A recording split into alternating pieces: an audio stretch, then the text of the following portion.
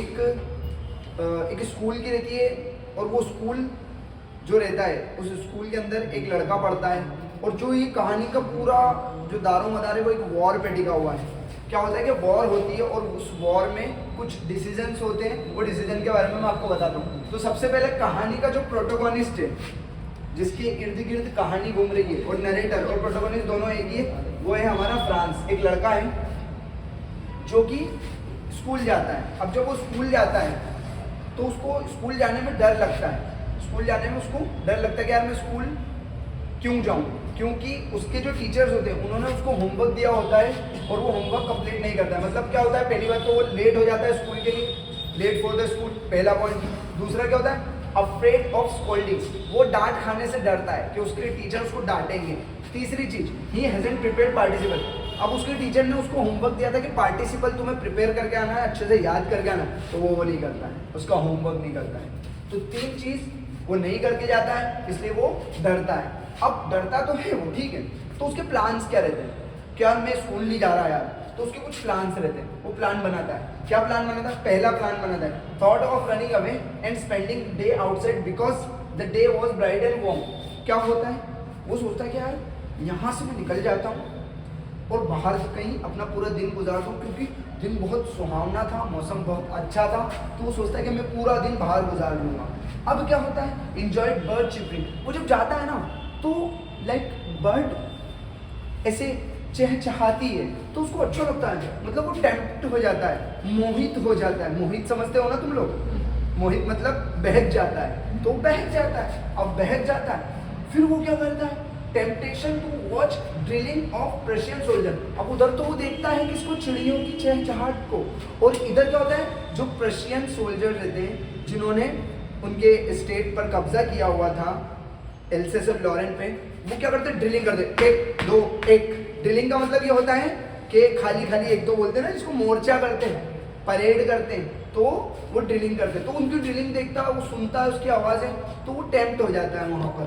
फिर क्या करता है, overcome temptation and rushed to school. और वो क्या, अपना दिमाग टेम्पटेशन से हटाता है और मतलब सब कुछ भुलाता है और सीधा भागता है स्कूल की तरफ, फटाफट स्कूल की तरफ निकलता है। अब स्कूल में क्या होता है, स्कूल जाते जाते ना वो टाउन हॉल पहुंचता है। जैसे उसके स्कूल के बीच में टाउन हॉल पड़ता है, तो टाउन हॉल में क्या होता है, एक बुलेटिन बोर्ड लगा होता है।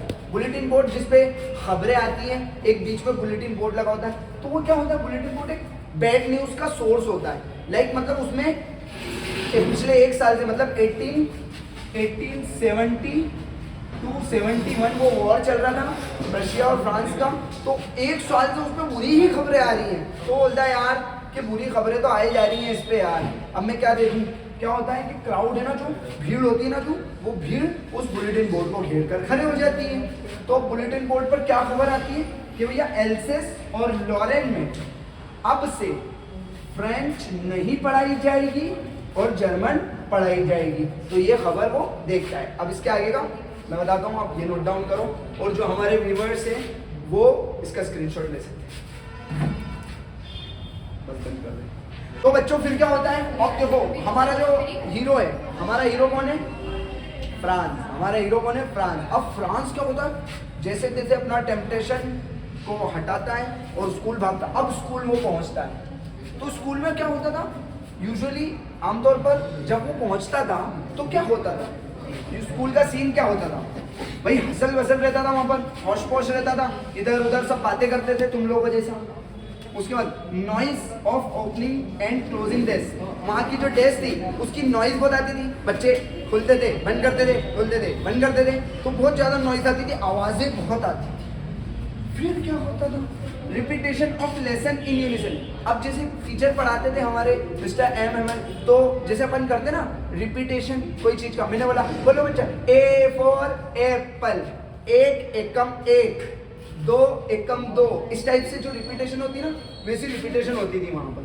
फिर अब उस दिन क्या हुआ, जिस दिन वो बुलेटिन बोर्ड पे खबर आई, तो उस दिन क्या हुआ, चेंज देखने को मिला। अब क्या चेंज देखने को मिला भाई, सब साइलेंट थे, वहां पर सन्नाटा पसरा हुआ था, सन्नाटे को चीरती हुई सनसनी टाइप सन्नाटा था। दूसरा, occasional race of M Hemal. अब जो एम हेमल थे हमारे, जो पढ़ा रहे थे, 40 साल से पढ़ा रहे थे, वो उन्होंने ना ग्रीन कलर का कोट पहना था, मतलब एक ब्लेजर पहना था ग्रीन टाइप का, हैट लगाई हुई थी, और वो जो कपड़े ना वो कोई फंक्शन पे ही पहनते थे, वो ओकेजनली पहनते थे, तो उस वक्त वो पहने थे, बहुत अच्छे लग रहे थे, वो स्मार्ट लग रहे थे। ठीक है, फिर उसके बाद क्लासमेट वर ऑलरेडी देयर। जो फ्रांस के क्लासमेट थे ना वो पहले से ही वहाँ बैठे हुए थे, फ्रांस ही लेट था। Kindness of M Emil.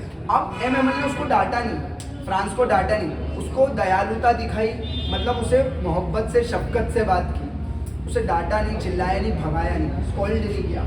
Villagers on the back benches. अब क्या देखता है फ्रांस के पीछे वाली सीट पर ना गांव वाले भी बैठे हुए थे, उनके हाथों में किताबें थी और पन्ने फटे हुए थे, पुरानी किताबें थी, वो विलेजर्स थे, वो भी वहाँ पर बैठे हुए थे। Strange and serious look of the class. अब पूरी क्लास ऐसी लग रही थी कि जैसे यार बहुत अजीब और बहुत संजीदा थे वो लोग, अजीब लग रहे थे, मतलब स्ट्रेंज लग रहे थे। क्यों लग रहे थे इसका पता आपको आगे वाले फ्लो चार्ट में लगेगा। तो अब देखते हैं आगे वाला, जब तक कि आप इसे नोट डाउन करो और जो स्क्रीनशॉट वाले हैं वो स्क्रीनशॉट लें। तो अब बच्चों अब क्या होता है, अब हम सबसे इम्पोर्टेंट कैरेक्टर की बात करते हैं, जो कि है हमारे टीचर मिस्टर एम हेमल। तो उनकी जो बात मैं आपको बता रहा हूँ, तो वो सबसे पहले क्या करते हैं, स्टूडेंट को एड्रेस करते हैं। क्या स्टूडेंट को बताते हैं, ये पहला उनका लास्ट लेसन था, क्या स्टूडेंट को बताते हैं कि देखो स्टूडेंट्स आज फ्रेंच का लास्ट लेसन है। फिर इम्पोर्टेंस ऑफ मदर टंग, वो बोलते हैं कि यार हमारी ज़िंदगी में हमारी मातृभाषा, हमारी लिंग्वा फ्रैंका, हमारी मदर टंग की कितनी ज़्यादा इम्पोर्टेंस है। वो बताते हैं कि अगर किसी देश पर कब्जा करना है तो उसकी मदर टंग हटा दो वहाँ से और अपनी मदर टंग मतलब अपनी लैंग्वेज वहाँ लगा दो, तो ये बोलते हैं। फिर वो बोलते हैं यार फ्रांस उनकी बात सुनता ना, तो France felt sorry for ignoring his lesson. वो फ्रांस को हर बात समझ में आ रही थी आज उनकी, आज हर बात समझ रहा था वो, क्योंकि आज आखिरी लेसन था। तो फ्रांस ना अपने आप में ना बहुत सॉरी फील कर रहा था कि यार मैंने इनके लेसन्स को इग्नोर किया, मैंने पढ़ाई नहीं की यार, सही साथ मैंने फ्रेंच नहीं पढ़ा। Deeply pain at the thought of M Hamel going away, मतलब एम एमल को इतना दुख हो रहा था ना, इतना वो उनको इतना दर्द हो रहा था कि यार वो इस स्कूल को छोड़कर जा रहे हैं यहाँ से। अब क्या होता है, मिस्टर एम एमल जो उनके लास्ट लेसन है उसमें क्या पढ़ाते हैं, उसमें क्या बताते हैं, तो wants to teach them everything in one go. एक ही बार में सब कुछ पढ़ा देना चाहते हैं। वो सोचते हैं कि यार किताब लाया मैं और एक ही बार में पूरी फ्रेंच पढ़ा देना चाहते हैं। दूसरा, calls the French language most beautiful and most logical. वो क्या करते हैं पता है, वो फ्रेंच लैंग्वेज को सबसे ज़्यादा खूबसूरत और सबसे ज़्यादा लॉजिकल लैंग्वेज बताते हैं कि हमारी फ्रेंच लैंग्वेज बहुत खूबसूरत है और लॉजिकल है। फिर तीसरी चीज उनका डेडिकेशन।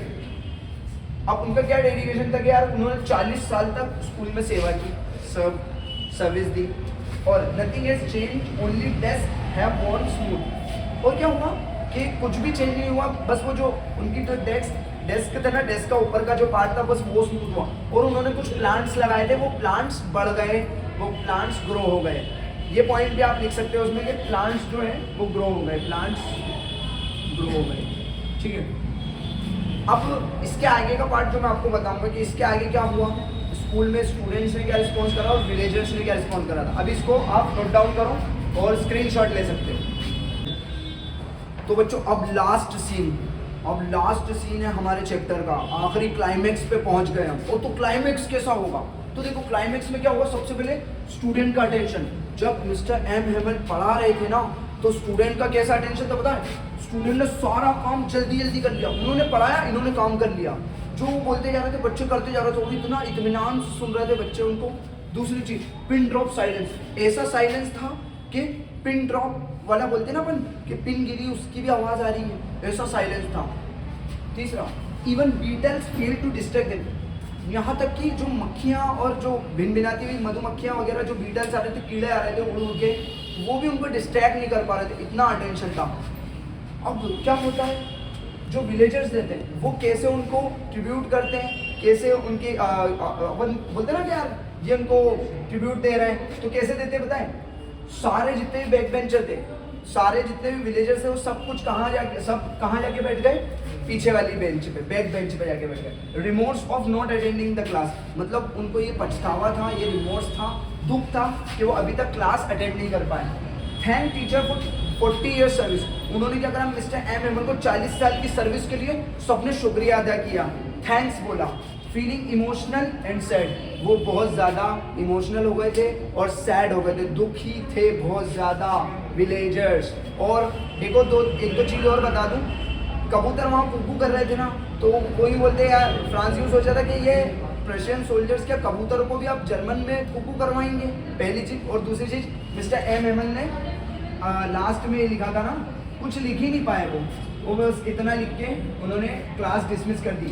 वाई द फ्रांस, मतलब लॉन्ग लिव फ्रांस, बस इतना लिखा। इसका मतलब होता है लॉन्ग लिव फ्रांस, और उन्होंने बोला क्लास डिसमिस, यू मे गो, और यहाँ पर चैप्टर खत्म होता है। इसको नोट डाउन करो और स्क्रीनशॉट ले सकते हो।